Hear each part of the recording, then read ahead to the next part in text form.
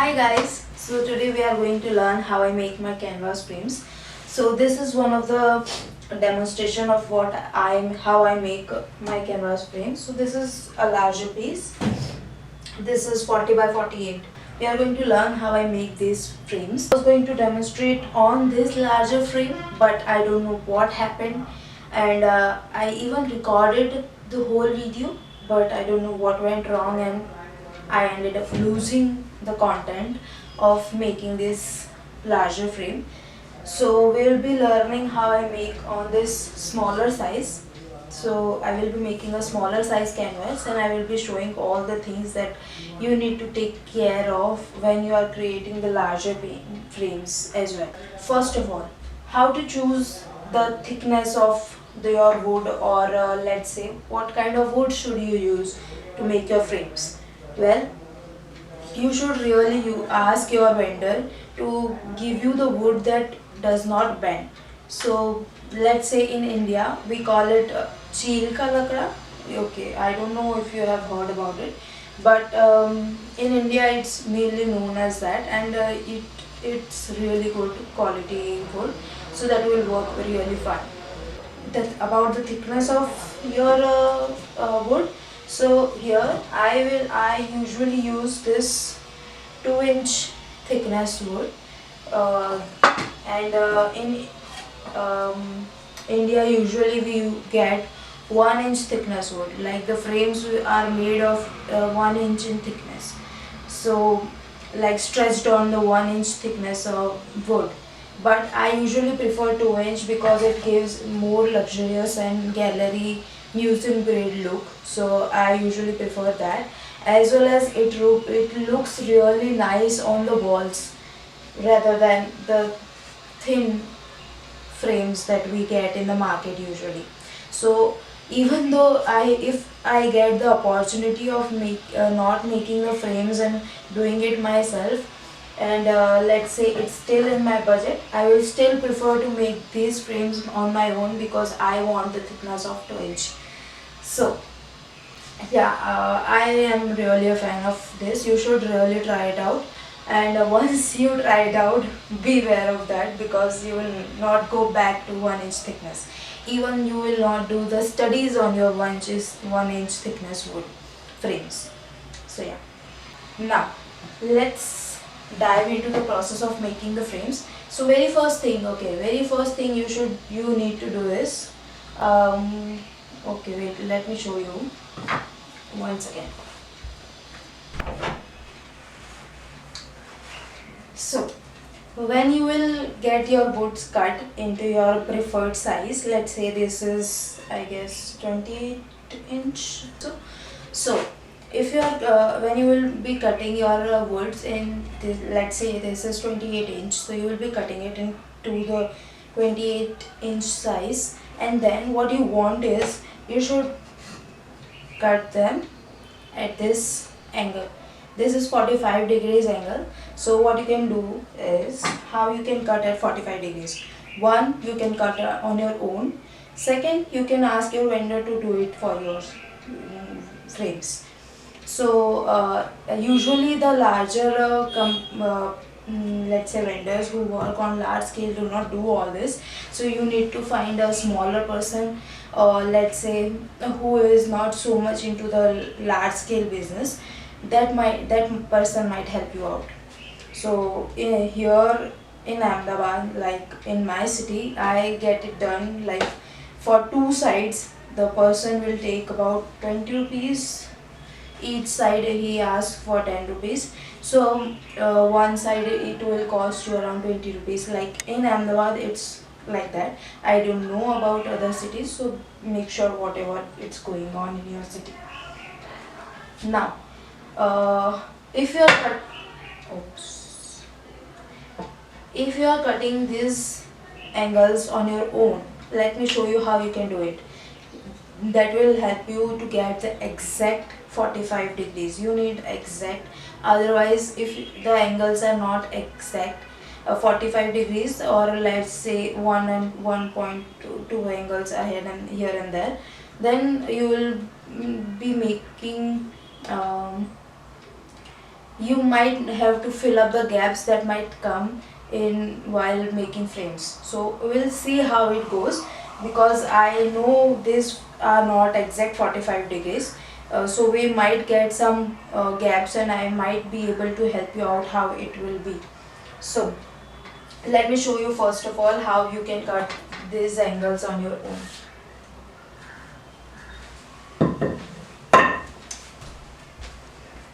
Now let's see how you can cut your wood at 45 degrees.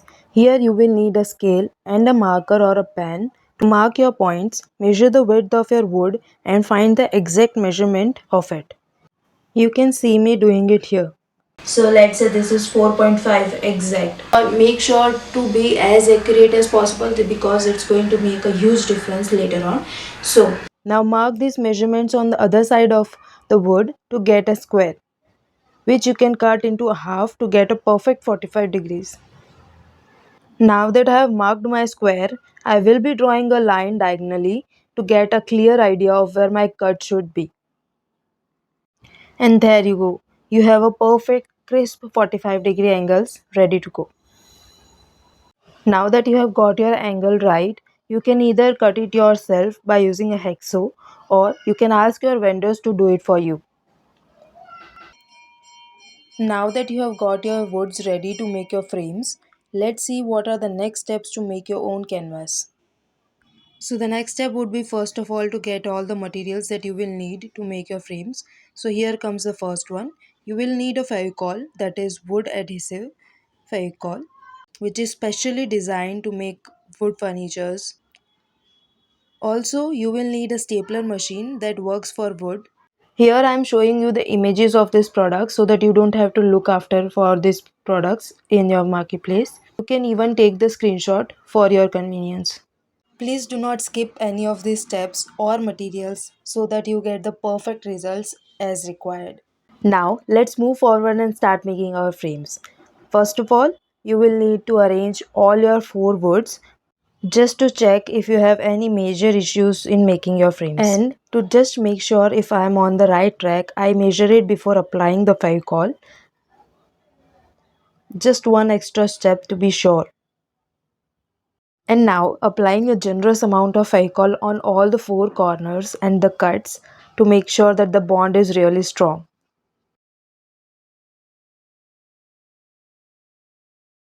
And now we will be aligning them together and making sure all the four sides have the exact measurements. Now a very crucial step would be to check your angles and measurements diagonally.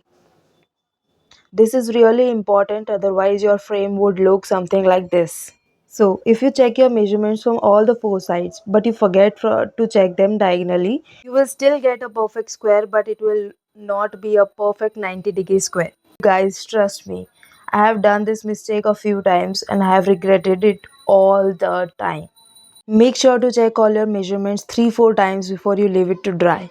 If you are getting a difference of 1 or 2 mm while making the measurements, it's fine because it's handmade, it's going to be there. But if you are getting 1 centimeter difference, then you should make the adjustments and try to get it as accurate as possible. So I just got my diagonal. This is 12.25 and more a little bit, and then this is 12.5. So this diagonally it's larger than this side. So this is 12.25 and this is 12.5. So this is 4.25 larger. So what we want to do is we just want to adjust the angles. Like let's say this one is larger than this one, then we have to tilt it from this side, or from the side where towards the side which is smaller. So this is larger, so we want that this should get larger too. So if this is 12.5 and we want this side to be 12.5, we will just push it a little bit towards the 12.25 so that it becomes accurate. This is again 12.25. Now okay, it's still 12.5, so we want it to move a little bit. Press it hard and use heavy objects. Let's say this heavy object. Use any heavy object. If you have those bodybuilding dumbbells, they work great. My brother have it, so it works nice for me. 12.25. Okay, it's getting closer, and I will need it to stay on that same position.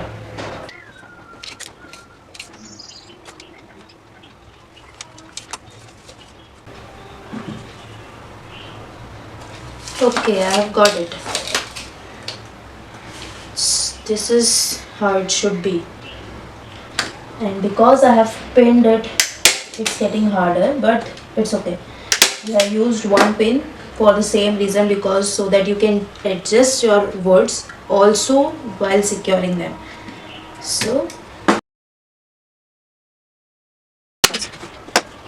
just cross out once before you do all the whole sides. 8.2, 8.2, 12.5, 12.5, 9.8, 9.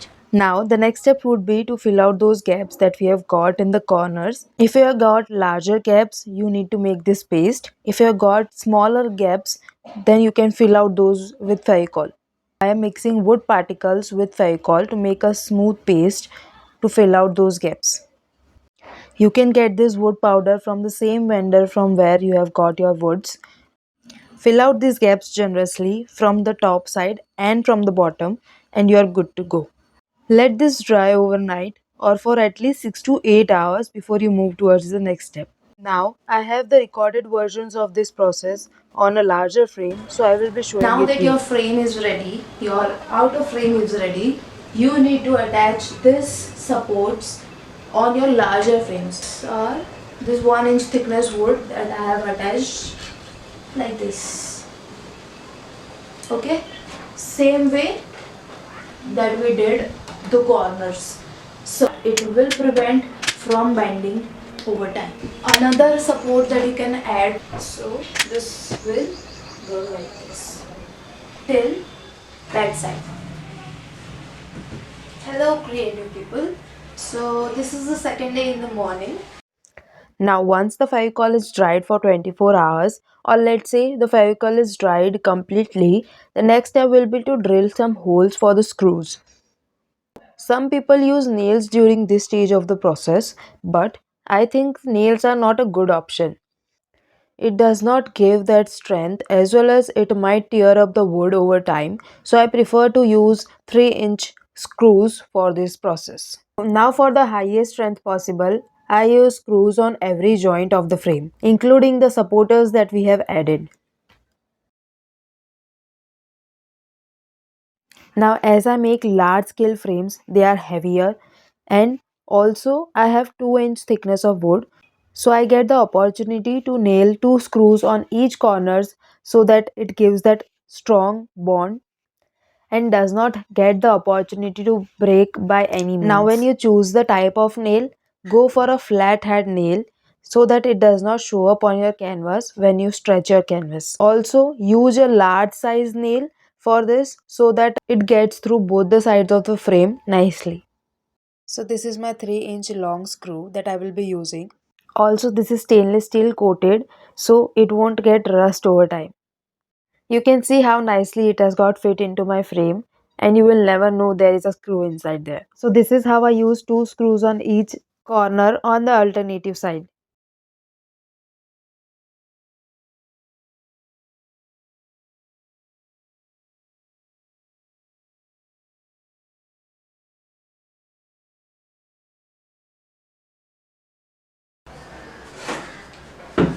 So our frame is ready. Few things you should keep in mind is that this making of this frame, you don't have you have to use 2 screws. It's not compulsory, but this is my preference. If you do it, it's your choice. If you don't do it, it's your choice. But I do it because I want to make sure that the strength of these joints are pretty good and they don't come apart by any chance at all. So yeah, I do that. Also, another thing, if you are using 1 inch thickness of for this frame, you don't have to do 2 screws. You cannot do basically. So using these supporters in your frames, let's say you are making 1 inch thickness of frame, and if you are using this supports, you usually won't get the thinner versions of for this. So if my frame is for 2-inch thickness, and so I have used 1-inch thickness of wood. But if your frame itself is 1 inch in thickness, you cannot use a half-inch thickness wood. It won't work. It won't do the job that 1-inch thickness would do. So in that case, your frame will have what we can say, your canvas will be touching this supporters, and it might get saggy in those proportions. Another thing you should keep in mind is that huh yeah another thing you should keep in mind that this is my front. So here on this side my canvas will be coming up. So don't use pins, your stapler pins that we used, this stapler pins that we used on the back here and here to make sure that the frame doesn't move. So don't use this pins on the front, on this side, because it will show up on your canvas. If you are using, like let's say when I started, I used to use them because I want to make sure that the frame doesn't move from both the sides. Okay, so if you are using, please make sure to remove them before you put your canvas, so that it does not show up on your canvas. So now that our frame has got ready, I want to show you how you can stretch your canvas with all the minute details that you should keep in mind while you are stretching your canvas, because those are very important. And also I didn't want this video to be too long, so I have created another video for how to stretch your canvas, and I will be linking that video in the description box, so you can check out there. So I hope this video was helpful, and do subscribe my channel if you like this video.